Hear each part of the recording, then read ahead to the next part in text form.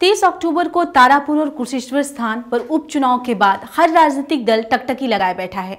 इंतजार कर रहा है कि उपचुनाव के परिणाम क्या आएंगे, किसकी जीत होगी और किसकी झोली में हार का भार पड़ने वाला है।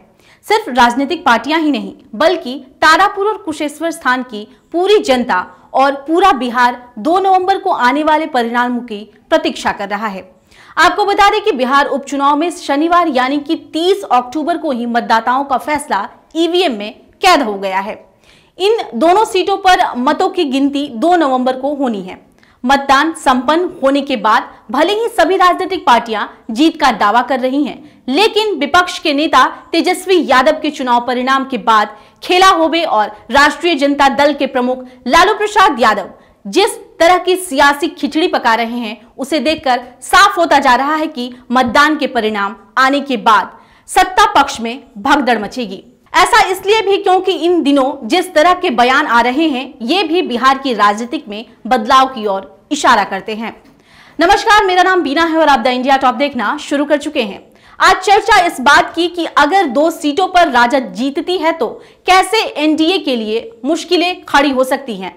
सवाल यह भी कि उपचुनाव के परिणाम पर टिका बिहार का राजनीतिक भविष्य किस तरह टिका हुआ है। क्या उपचुनाव के परिणाम का तत्काल असर बिहार की सियासत पर दिखने वाला है या फिर इसका असर लंबे समय बाद पड़ने वाला है। वहीं भविष्य को लेकर आशंका भी बनी हुई है।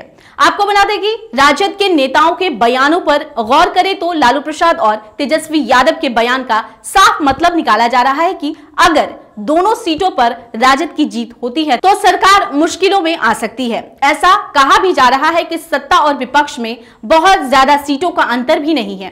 कैसे सीएम नीतीश के लिए बढ़ सकती हैं मुश्किलें, इन सभी सवालों के जवाब हम आपको बताने की कोशिश करेंगे।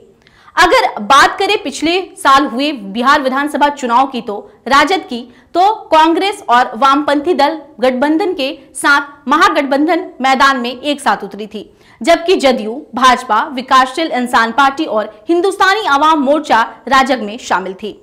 अब अगर विधानसभा में बहुमत के आंकड़े पर नजर डालें तो इसके गणित को समझने की कोशिश करें तो आपको बता दें कि विधानसभा के गणित की बात करें तो 243 सदस्यीय बिहार विधानसभा में बहुमत के आंकड़े के लिए 122 सीटों की जरूरत होती है।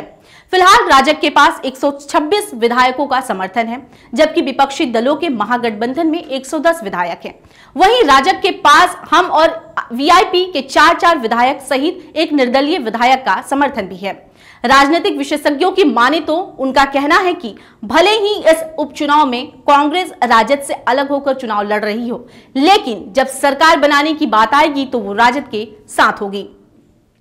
और जो सियासी समीकरण बनता दिख रहा है वो भी कुछ इसी तरह का है। लालू प्रसाद यादव की पार्टी राजद अगर इन दोनों सीटों पर जीत हासिल करती है तो महागठबंधन में विधायकों की संख्या 112 हो जाएगी। सरकार बनाने के लिए 122 विधायक चाहिए। आपको बता दें कि एएमएमआई के पास 5 विधायक है, जबकि हम और वीआईपी के पास 4 विधायक है। अब उपचुनाव के परिणाम पर टिका है बिहार का सियासी और राजनीतिक भविष्य। आपको बता दें कि कल आने वाली परिणाम के बाद यह साफ हो जाएगा। आपको क्या लगता है, आप भी कमेंट कर हमें अपनी राय दें। इसके साथ ही अगर आप अब तक हमारे YouTube चैनल से नहीं जुड़े हैं तो इसे सब्सक्राइब कर लें और इसे शेयर करना ना भूलें। धन्यवाद।